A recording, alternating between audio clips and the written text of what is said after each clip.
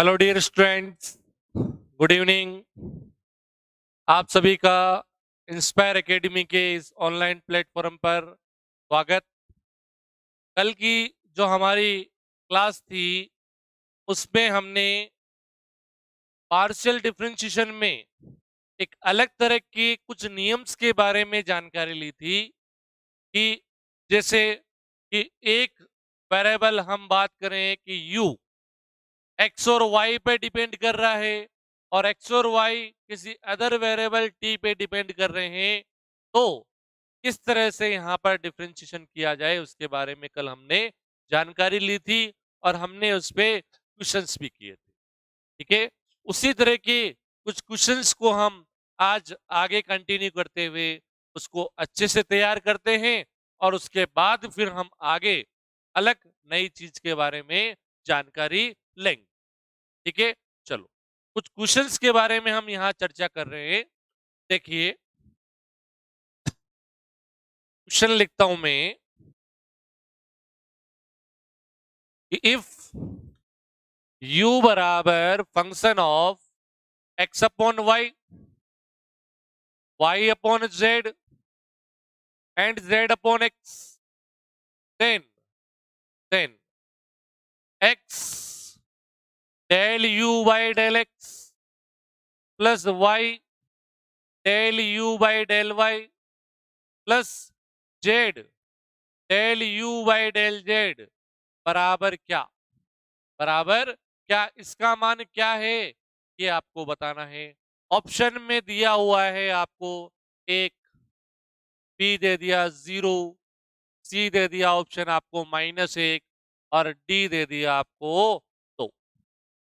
तो आपको ये क्वेश्चन दे दिया कि अगर u का मान ये है तो x del u by del x, y del u by del y plus z del u by del z का मान क्या होगा, ये आपको बताना है। ठीक है, इसका मान क्या होगा ये आपको बताना है। चेक कीजिए सॉल्यूशन। सबसे पहले देखो आप कि u किस किस का फंक्शन है, x upon y, y upon z, z upon x.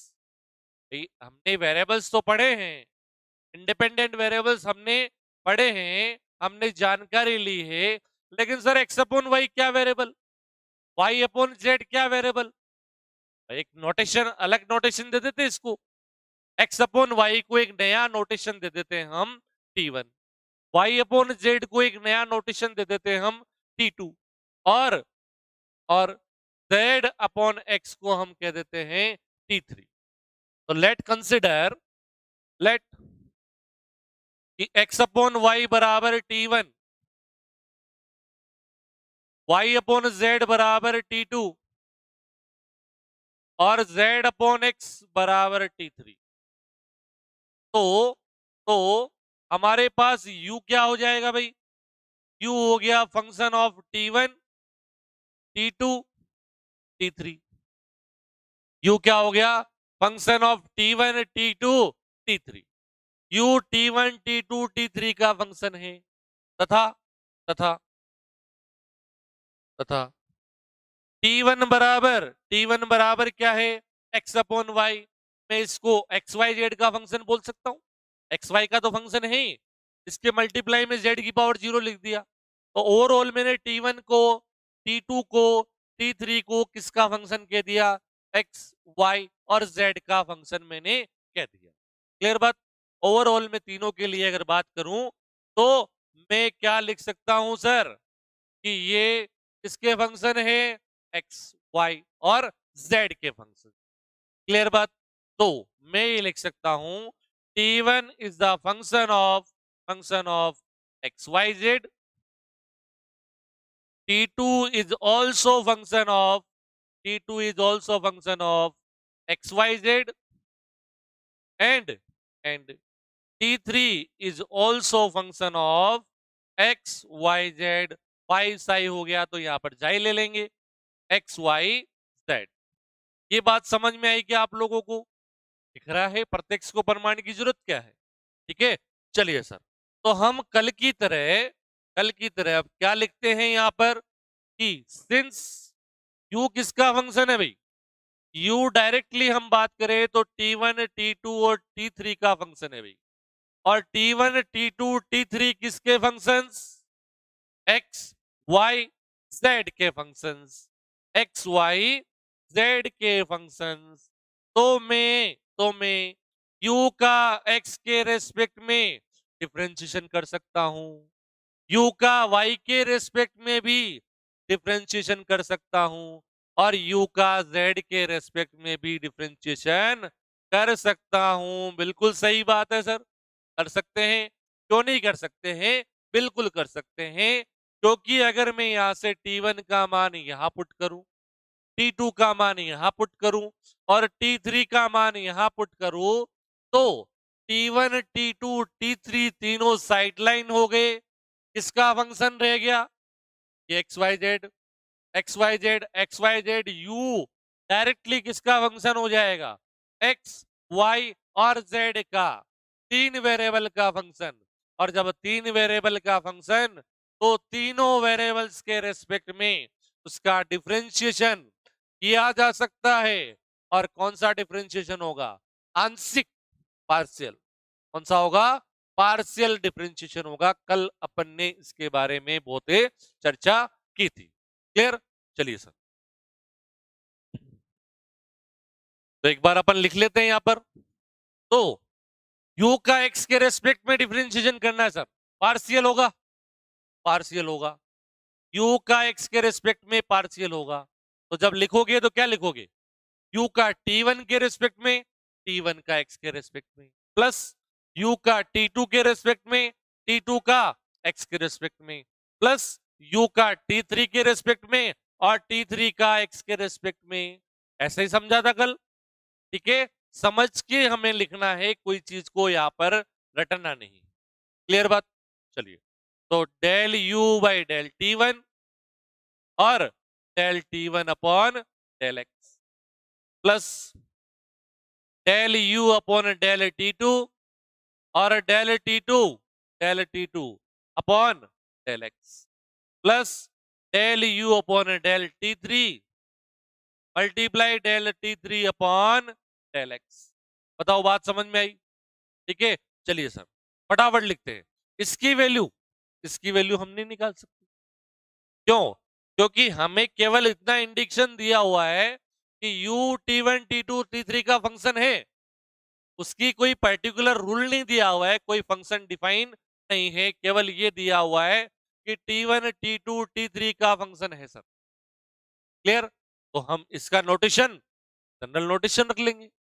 T1 का x के रेस्पेक्ट में किया जा सकता है। T1 का है सर तेरा, T1 की वैल्यू दी हुई है, T2 की वैल्यू दी हुई है और T3 की वैल्यू दी हुई है। क्लियर बात यहां तक? यहां पे बात समझ में आई? चलिए सर, तो एक बार में यहां साइड में, एक बार यहां पर हम T1 का, T2 का और T3 तीनों का क्या लिख लेते हैं? पार्शियल डिफरेंशिएशन लिख लेते हैं with respect to x, with respect to y, with respect to z. देखिए यहां पर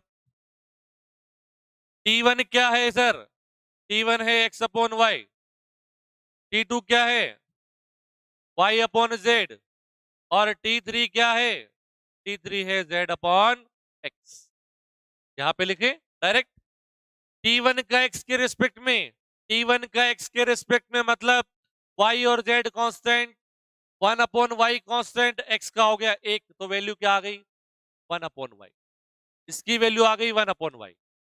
मल्टीप्लाई ये as it is del u by del T1, plus ये से कैसे रहेगा? T2 का एक्स के रेस्पेक्ट में, T2 का है ये रहा, एक्स का रेस्पेक्ट में मतलब y constant, z constant, y upon z पूरा कांस्टेंट, और कांस्टेंट है तो क्या हो जाएगा सर?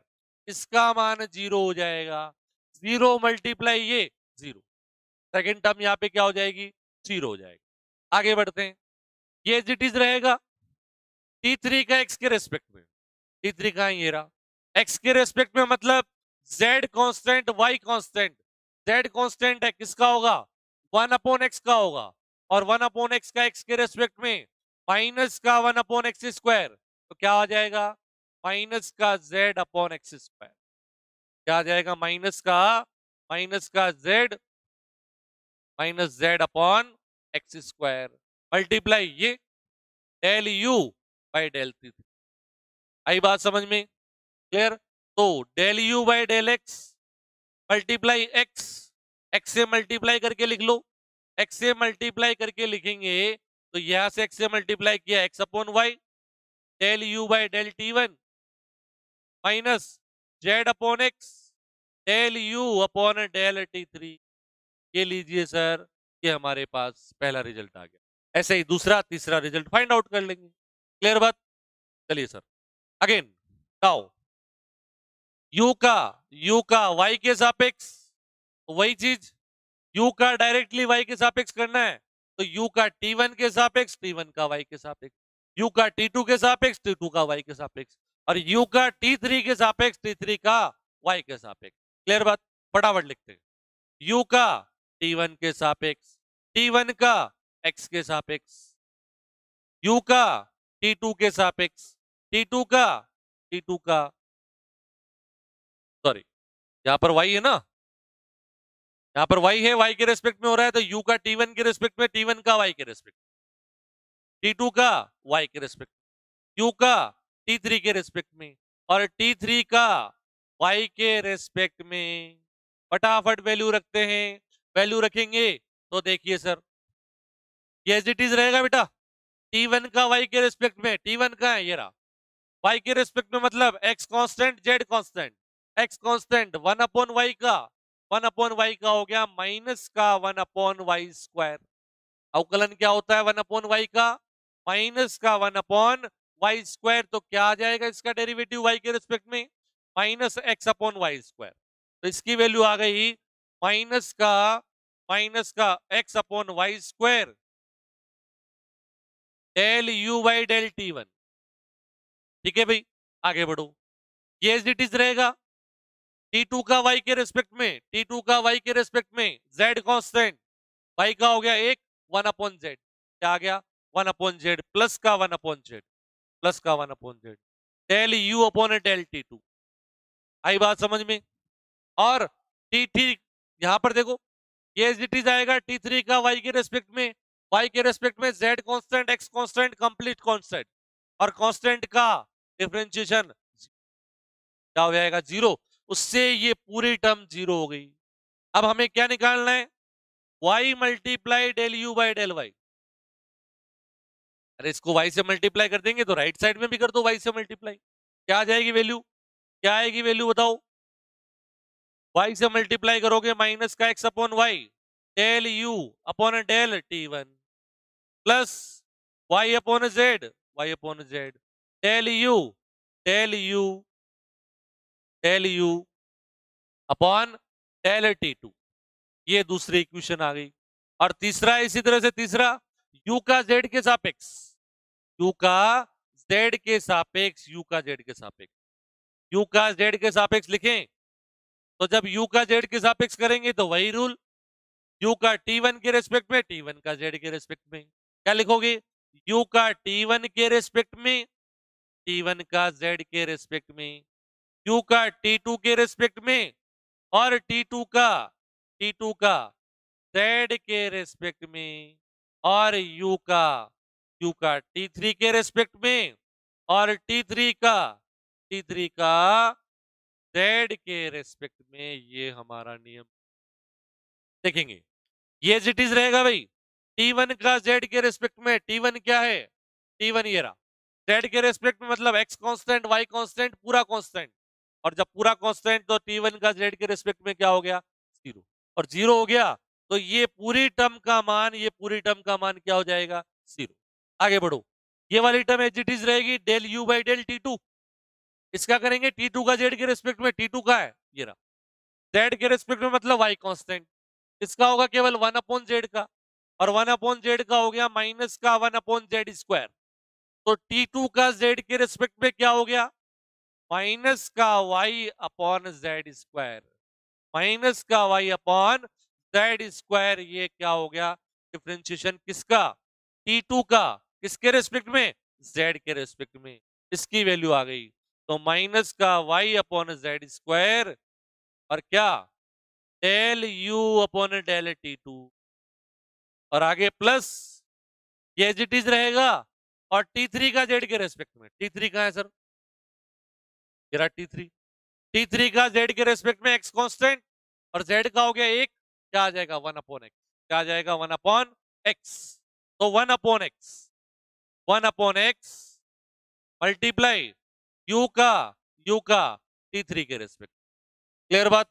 इसको Z से गुणा करना है, Z से गुणा करना है, तो del u by del Z बराबर Z से गुणा करोगे तो माइनस का y upon Z, del u upon del T2 और plus Z upon x del u upon del T3।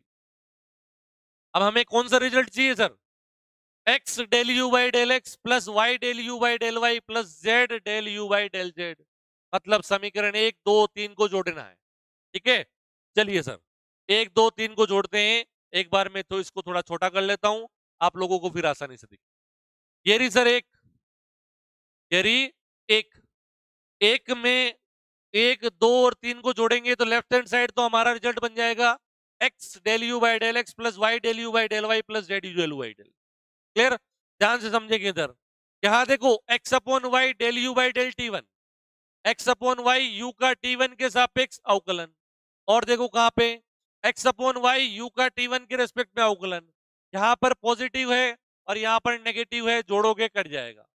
आई बात समझ में? फिर देखो z अपॉन एक्स यू का T3 के रेस्पेक्ट में, z अपॉन एक्स यू का T3 के रेस्पेक्ट में, यहां पॉजिटिव यहां नेगेटिव, जोड़ेंगे तो ये भी कट जाएगा। बात समझ में आई? बोलो। y अपॉन जेड यू का T2 के रेस्पेक्ट में, y अपॉन जेड यू का T2 के रेस्पेक्ट में, जोड़ेंगे राइट हैंड साइड्स को तो ये भी कट जाएगा और राइट हैंड साइड क्या बन गया? 0 बन गया। इसका मतलब क्या कि x del u by del x plus y del u by del y और z del u by del z left hand side में और राइट हैंड साइड बन गया सर हमारा 0। इसका मतलब क्या है कि जो क्वेश्चन हम सॉल्व कर रहे थे, जो क्वेश्चन हम सॉल्व कर रहे हैं उसका कौन सा ऑप्शन सही है? Option number B. का ऑप्शन नंबर बी सही है। इसकी वैल्यू क्या आएगी? 0। आई बात समझ में? बताओ सबके समझ में आई है तो इसको फटाफट से लिख लें, फटाफट से इसको लिख लेंगे। क्लियर? फटाफट लिखेंगे। सबके समझ में आना चाहिए, सबके समझ में आना चाहिए।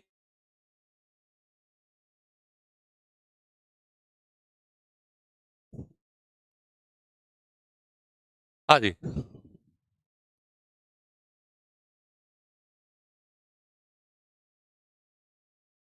T1 function of x y z, T2 x function of x y z, T3 function of x y z. और ये वाला तरीका सबसे बेस्ट है। ठीक है, हमेशा u का जब इन वेरिएबल्स के रिस्पेक्ट में करेंगे तो ये मीडिएटर की तरह काम करेंगे। ये मीडिएटर होंगे, ये डायरेक्टली u का डिफरेंशिएशन करेंगे और इनका इनका कौन करेंगे? ठीक है, इसका करेंगे ये और इनका ये। बात समझ में आ गई? चलिए देखो आगे।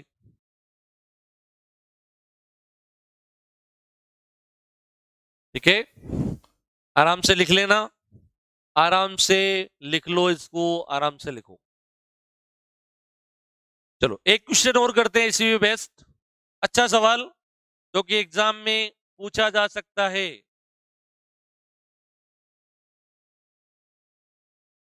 देखिए, ठीक है भाई, देखिए एक क्वेश्चन लिखेंगे अपन, क्वेश्चन। ठीक है, अब डायरेक्टली समझेंगे अपन, डायरेक्टली यहां पर रफली स्पीड से सॉल्व करेंगे। लिखने का तरीका आपको ध्यान है और आपको लिखना क्यों है? आपको तो केवल अपना ऑप्शन चेक करना है, चाहे कैसे भी सॉल्व करो, कोई से भी पेज में सॉल्व करो पेपर के। समझ में आई बात? चाहे जहां क्वेश्चन दिया हुआ उसके साथ साथ इंग्लिश वाले बच्चे क्या करते हैं, हिंदी वाले बच्चे जिस तरफ इंग्लिश के क्वेश्चंस दिए हुए उन्हीं के बीच बीच में सॉल्व करते रहते। इंग्लिश मीडियम वाले बच्चे हिंदी वाले साइड में सॉल्व कर लेते हैं, क्योंकि रफ पेज तो एक ही मिलता है, कहीं भी कैसे भी सॉल्व करें लेकिन हमें क्वेश्चन सॉल्व करना है। वहां जमा जमा के लिखना नहीं है, ये समीकरण नंबर 1 आ गई, 2 आ गई, 3 आ गई, ठीक है भाई, चलो देखो, तो इफ यदि कैपिटल वी बराबर function of x minus y minus z और जेड माइनस एक्स, तो del v upon del x plus del v upon del y plus del v upon del z का मान क्या होगा? इसके ऑप्शंस दे दिए अपन ने, ए ऑप्शन दे दिया 0, बी ऑप्शन दे दिया 1, सी ऑप्शन दे दिया 2 और डी ऑप्शन दे दिया हमने एक्स स्क्वायर वाई। क्लियर? ठीक है, देखिए सॉल्यूशन वही पिछले क्वेश्चन की तरह बात कि वी फंक्शन है किसका भाई? X minus y minus z minus x. Sir variables तो सुने, लेकिन एक नोटेशन के रूप में, समझ रहे हो, एक नोटेशन के रूप में कुछ भी बोल दो। एक्स माइनस वाई क्या वेरिएबल, वाई माइनस जेड, ठीक है, सकता है, लेकिन इसको एक फिक्स नोटेशन दे दो। ठीक है, इसको एक फिक्स नोटेशन दे दिया मैंने, तो मैं ये कह देता हूं कि एक्स माइनस वाई है सर हमारा T1, वाई माइनस जेड क्या है T2 और जेड माइनस एक्स को मैंने मान दिया T3। तो क्या v किसका फंक्शन हो गया? तो v हो गया function of T1 T2 T3। और यहां से आप देख रहे हो कि T1 किसका फंक्शन एक्स माइनस वाई, मतलब एक्स और वाई का तो है, और मल्टीप्लाई में यहां पर जेड की पावर 0 लिख दूं तो एक्स वाई जेड तीनों का हो गया।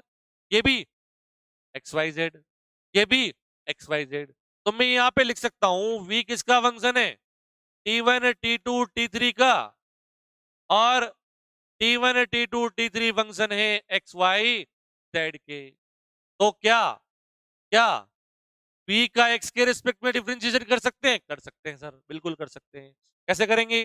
v का x के रिस्पेक्ट में डिफरेंशिएशन करेंगे, v का x के रिस्पेक्ट में, तो v का T1 के रिस्पेक्ट में T1 का x के रिस्पेक्ट, v का T2 के रिस्पेक्ट में T2 का x के रिस्पेक्ट, और v का T3 के रिस्पेक्ट में T3 का x के रिस्पेक्ट। फटाफट लिखेंगे, v का T1 के रिस्पेक्ट में T1 का x के रिस्पेक्ट में, v का T2 के रिस्पेक्ट में T2 का x के रिस्पेक्ट में, और v का T3 के रिस्पेक्ट में और T3 का x के रिस्पेक्ट में। बात समझ में आई बताओ? चलिए सर फटाफट फटाफट लिखते हैं। v का T1 के रिस्पेक्ट में दिया हुआ है, नोटेशन दिया हुआ है, लेकिन एक पर्टिकुलर वैल्यू नहीं दी हुई है फंक्शन की, इसीलिए इस नोटेशन को स्टैंडर्ड फॉर्म में रहने दो। T1 का x के रेस्पेक्ट में, ये रहा T1, x के रेस्पेक्ट में करोगे y constant z constant, x का हो गया 1, क्या आ गया 1, तो यहां पर क्या आ गया 1 multiply del v upon del T1। T2 का x के रेस्पेक्ट में, T2 का x के रेस्पेक्ट में 0, क्योंकि y भी कांस्टेंट है z के कांस्टेंट है। T3 का x के रेस्पेक्ट में -1, तो z 0, x का हो गया 1, तो -1, इसकी वैल्यू हो गई -1, इसकी वैल्यू 0, तो इसकी वैल्यू -1 हुई तो -1 del v upon del T3। आई बात समझ में? दूसरी बात फटाफट लिखेंगे। अगेन v का y के रेस्पेक्ट में लिखोगे तो v का T1 के रेस्पेक्ट में, T1 का y के रेस्पेक्ट में, तो v का T1 के रेस्पेक्ट में ये लिख दिया, T1 का y के रेस्पेक्ट में, T1 का y के रेस्पेक्ट में, T1 का y के रेस्पेक्ट में -1, T2 का y के रेस्पेक्ट में 1 और T3 का y के रेस्पेक्ट में 0। आगे बात समझ में? -1 1 0, तो क्या लिखोगे यहां पर? b का T1 के रेस्पेक्ट में, T1 का y के रेस्पेक्ट में -1, तो माइनस आ गया, प्लस b का T2 के रेस्पेक्ट में, b का T2 के रेस्पेक्ट में और T2 का y के रेस्पेक्ट में 1 है, तो यहां पर 1 आ जाएगा, प्लस b का T3 के रेस्पेक्ट में और T3 का y के रेस्पेक्ट में, y के रेस्पेक्ट में T3 का 0, हमने देखा। आई बात समझ में? तो 0 हो गया, तो इसको यहीं पे छोड़ दूं। एंड तीसरी बात, b का z के रेस्पेक्ट में डिफरेंशिएशन करोगे, b का z के रेस्पेक्ट में डिफरेंशिएशन करोगे तो क्या होगा?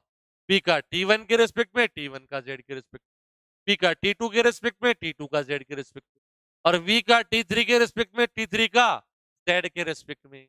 आई बात समझ में?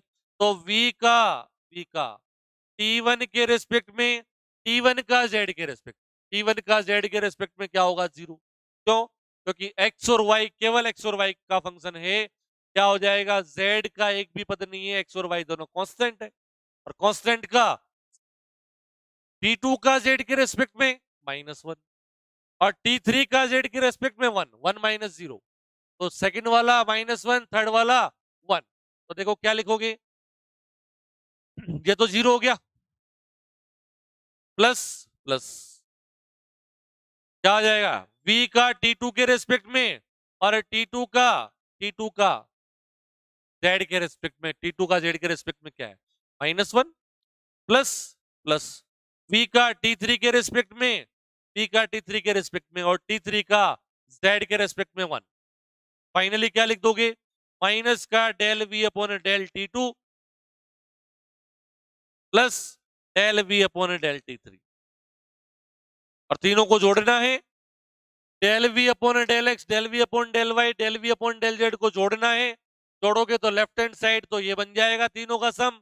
राइट हैंड साइड देखो, देखो del v upon del t one, B का टी वन के रेस्पेक्ट में, बी का टी वन के रेस्पेक्ट में, ये रहा। दोनों को जोड़ोगे तो ये पॉजिटिव है, ये नेगेटिव है, कट जाएगा। बी का टी थ्री के रेस्पेक्ट में, बी का टी थ्री के रेस्पेक्ट में, ये नेगेटिव, ये पॉजिटिव, जोड़ोगे कट जाएगा। और ऐसे ही बी का t2 के रेस्पेक्ट में और v का t2 के रेस्पेक्ट में, ये पॉजिटिव, ये नेगेटिव, जोड़ोगे कट जाएगा। और राइट हैंड साइड में क्या आ गया? 0। आई बात समझ में? राइट हैंड साइड में हमारे पास क्या आ गया? 0। तो इसका मान क्या हो जाएगा? इसका मान क्या हो जाएगा हमारे पास? 0। हमारा कौन सा ऑप्शन सही है भाई? कौन सा ऑप्शन सही है? पहला ऑप्शन सही है कि इस del v upon del x plus del v upon del y plus del v upon del z का मान क्या आएगा? 0 आएगा, बिल्कुल 0 आएगा। क्लियर बात? अच्छे से समझ में आ गई? चलिए सर उतार लीजिए इसको, उतारेंगे सभी।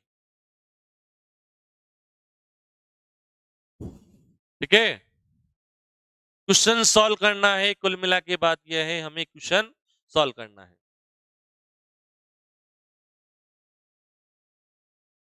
अब देखो आगे अपन कुछ चीजों के बारे में जानकारी लेते हैं,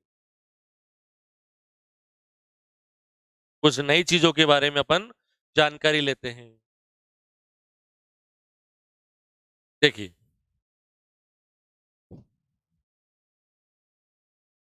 इसको लिख लेंगे।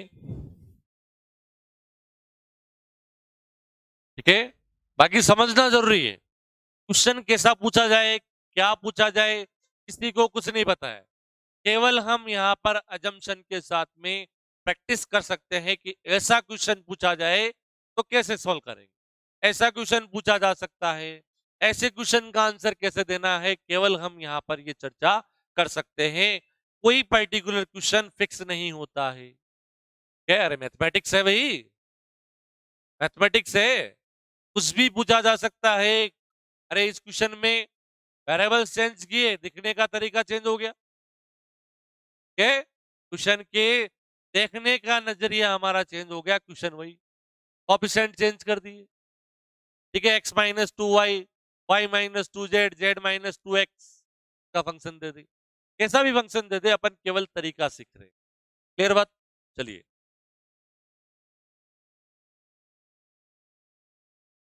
देखो अब आता है बेटा कि यहां तो क्या था, यहां तक तो हमने इस तरह के रिलेशंस देखे कि आसानी से वहां से हम सेपरेट कर सकते हैं वेरिएबल्स को, आसानी से हम इसको सेपरेट करते हुए उनका डिफरेंशिएशन कर सकते हैं। लेकिन अब हम जिन फलनों का अवकलज ज्ञात करने जा रहे हैं, अवकल गुणांक ज्ञात करने जा रहे हैं, वो है अस्पष्ट फलन, इम्प्लिसिट फंक्शन के। अस्पष्ट फलनों का अवकलन, अस्पष्ट फलनों का अवकलन, अस्पष्ट फलनों का का अवकलन। अस्पष्ट का मतलब क्या हुआ? अस्पष्ट का डिफरेंशिएशन ऑफ इम्प्लिसिट फंक्शंस।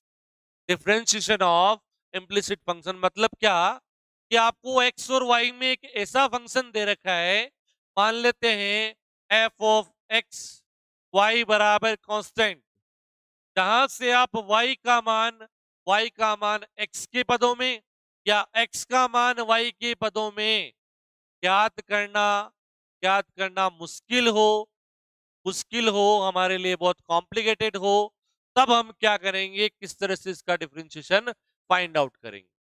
तो उसके डिफरेंशिएशन के लिए अगर मैं यहां पर कहूं कि y को मुझे x के पदों में लिखना है और मैं नहीं लिख पा रहा हूं, अच्छे से उसको एक्सप्रेस नहीं कर पा रहा हूं, जैसे मैंने लिख दिया x cube plus y cube plus 3axy बराबर 0, तो यहां से मुझे y को x के पदों में या x को y के पदों में लिखना हमारे लिए कॉम्प्लिकेटेड। आ रही बात समझ में? ठीक है, तो ऐसे फंक्शंस के लिए डिफरेंशिएशन कैसे किया जाए? मैं यहां कह दूं मुझे y का x के रिस्पेक्ट में डिफरेंशिएशन करना है सर। y का x के रिस्पेक्ट में क्या करना है? डिफरेंशिएशन करना है, अवकलज ज्ञात करना है, differential coefficient dy by dx का मान ज्ञात करना है। तो मैं कैसे करूं? ठीक है, तो ऐसी स्थिति में अगर हम कहें कि इफ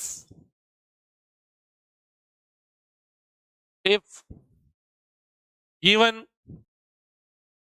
फंक्शन दिया गया फलन is f of x y बराबर कांस्टेंट, इस तरह से आपको एक रिलेशन दे दिया एक्स और वाई के पदों में।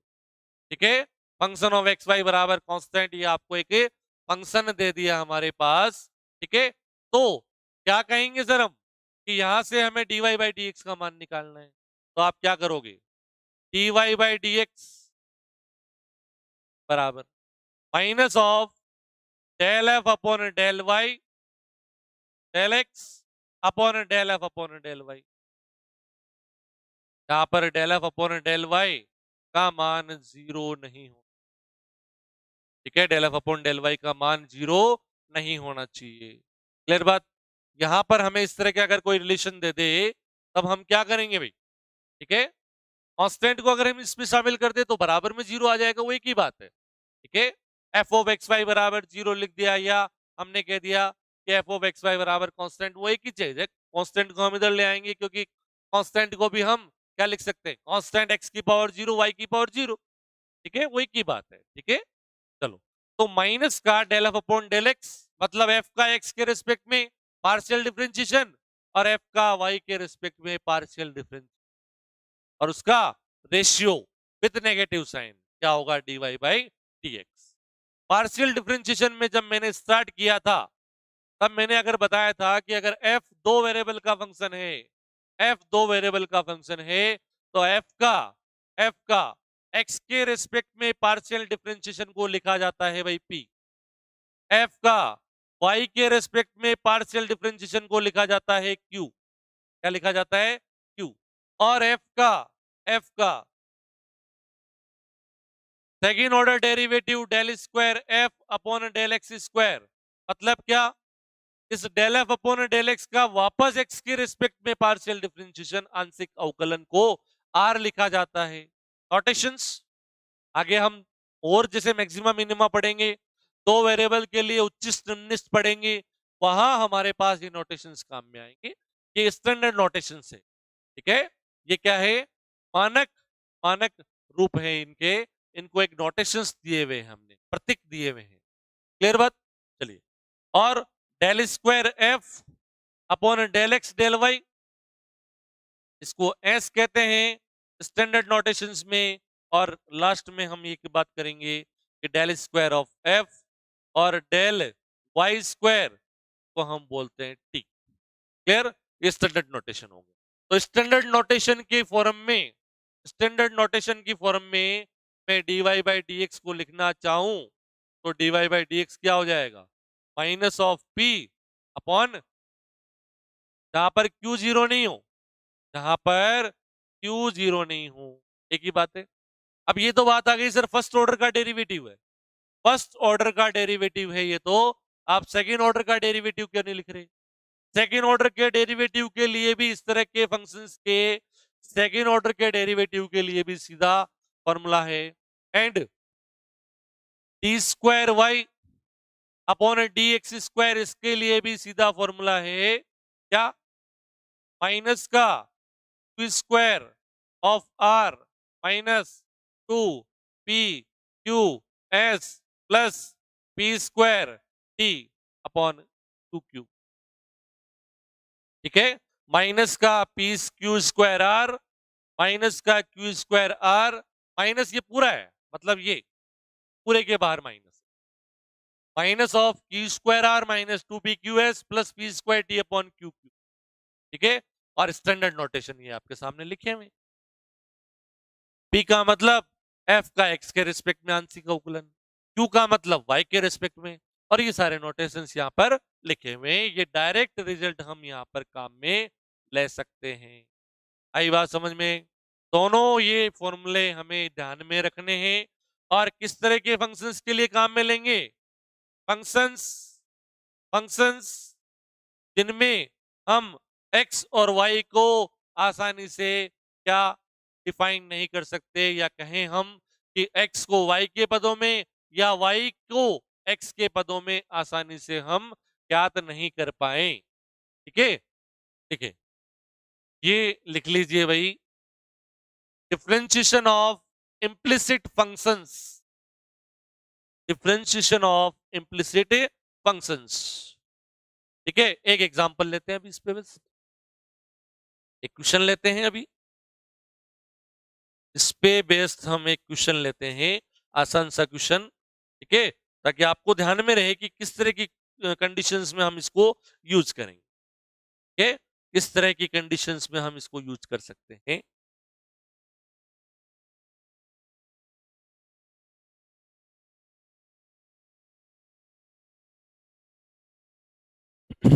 हाँ जी,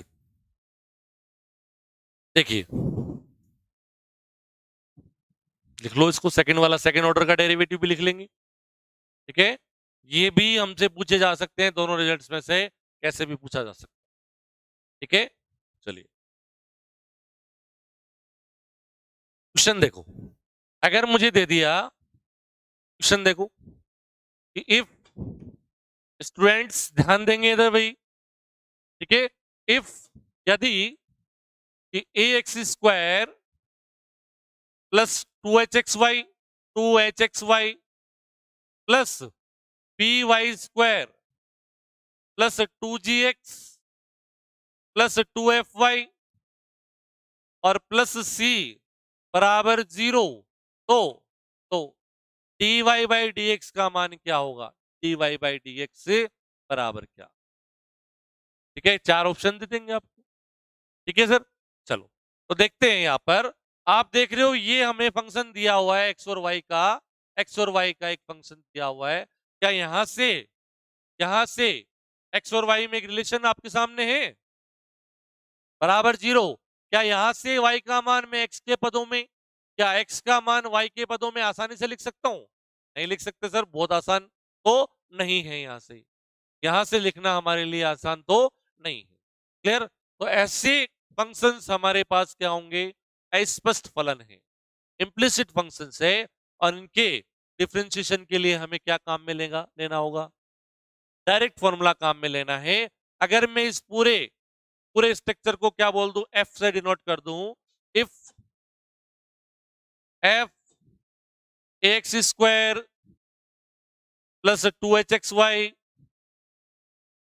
plus p y square plus 2gx plus 2fy और प्लस सी बराबर 0, देयरफॉर, ठीक है, बराबर 0 रखने के नहीं मतलब इस स्ट्रक्चर को अपन क्या मान रहे हैं? एफ से डिनोट कर रहे हैं। तो क्या हो जाएगा? dy by d x, del f upon del x चाहिए हमें एफ का एक्स के रेस्पेक्ट में पार्शियल डिफरेंशिएशन। करिए सर, एक्स के रेस्पेक्ट में आंशिक अवकलन, वाई कांस्टेंट है, क्या आएगा? 2ax plus two constant, h constant, y constant, क्या आ जाएगा?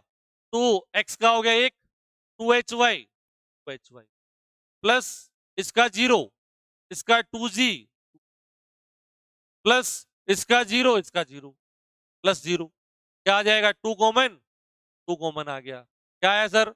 ax plus hy plus g, ax plus hy और प्लस ए, ये बात हो गई पहली। दूसरा, del f upon del y find out करना है, एफ का वाई के रेस्पेक्ट में पार्शियल डिफरेंशिएशन एक्स कांस्टेंट, इसका 0, एक्स कांस्टेंट है, एच कांस्टेंट, 2 कांस्टेंट, वाई का हो गया 1, 2hx, 2hx plus plus Y का करना है, वाई स्क्वायर का होगा 2y, तो 2by, 2by प्लस प्लस इसका 0, 2 constant, g constant, x constant, आगे बढ़ो, 2f प्लस 0 प्लस 2f हो गया प्लस 0, तो क्या आ जाएगा? 2 common, hx, hx plus plus py, py और प्लस f। हमारा आंसर क्या होगा सर? हमारा आंसर होगा sir dy by dx, dy by dx बराबर बराबर माइनस का del f upon del x upon del f upon del y, that is minus del f upon del x ये रहा, del f upon del y ये रहा, divide करोगे 2 से 2 cut जाएगा, minus of A x plus h y और plus g upon upon h x plus b y और plus f. ये आपका आंसर आ गया। आपका आंसर क्या आ गया? dy बाई डी एक्स बराबर ये। बताओ समझ में आई बात? अच्छे से समझ में आई? डायरेक्ट इस तरह से फॉर्मूला यूज करते हुए हम क्या कर सकते हैं? इम्प्लिसिट फंक्शन का डिफरेंशिएशन कर सकते हैं, और ये आसान तरीका। ठीक है भाई, चलो तो लिखेंगे सभी, इसको लिख लेंगे, को लिख लो, लिख लो भाई फटाफट। इम्प्लिसिट फंक्शंस का हम डिफरेंशिएशन कर रहे हैं, तो यही फॉर्मूला हमें काम में लेना है, जहां पर f का y के रिस्पेक्ट में जो पार्शियल डिफरेंशिएशन है वो कभी 0 नहीं होना चाहिए, ठीक है? अदरवाइज इंफिनिटी हो जाएगा, या दोनों ही 0 हो जाएंगे तो 0/0 फॉर्म हो जाएगी, डिफाइन ही नहीं है। ठीक है, तो कल हमारी पार्शियल डिफरेंशिएशन की जो नेक्स्ट क्लास होगी उसमें हम पार्शियल डिफरेंशिएशन से रिलेटेड जितने भी हमारे कॉन्सेप्ट है उनको हम क्लियर कर लेंगे, और कल पार्शियल डिफरेंशिएशन टॉपिक समाप्त, और नेक्स्ट क्लास में नया टॉपिक चालू करेंगे कैलकुलस पे। ठीक है, पार्शियल डिफरेंशिएशन को हम कल क्या करेंगे? समाप्त करेंगे। ठीक है, इस पे बेस्ट जितने भी सीट में क्वेश्चंस होंगे उनकी प्रैक्टिस करनी है। ठीक है, आपको सीट दी जाएगी, उस सीट से आप प्रैक्टिस करेंगे कि सर ने क्या क्या कॉन्सेप्ट से हमें कौन कौन से सवाल कैसे कैसे कराएं और हम कैसे कैसे कर सकते हैं। इसके बाद फिर हम सारे क्वेश्चनों पर यहीं पे चर्चा। ठीक है, आपको पहले मौका दिया जाएगा, आप सभी प्रैक्टिस करेंगे। ठीक है, उसके बाद में सारे क्वेश्चंस को यहाँ कराऊंगा, आप चेक करेंगे कि कौन सा सवाल आपने सही किया है, कौन सा गलत किया है, और गलत किया है तो कहाँ गलती की है, उससे क्या होगा।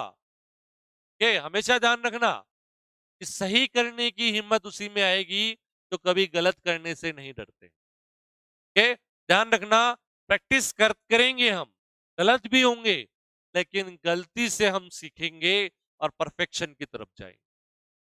ठीक, हम उस चीज को परफेक्ट करके निकलेंगे, जहां हमने गलती कर दी वहां से हम जब इम्प्रूव होंगे, हमने उसको इम्प्रूव किया तो वहां से हम उसको फिर क्या करके बिल्कुल उसको गलती को मिटा के आगे बढ़ेंगे। ठीक है, वो गलती हमसे कभी नहीं होगी, ये बात ध्यान रखना। ठीक है,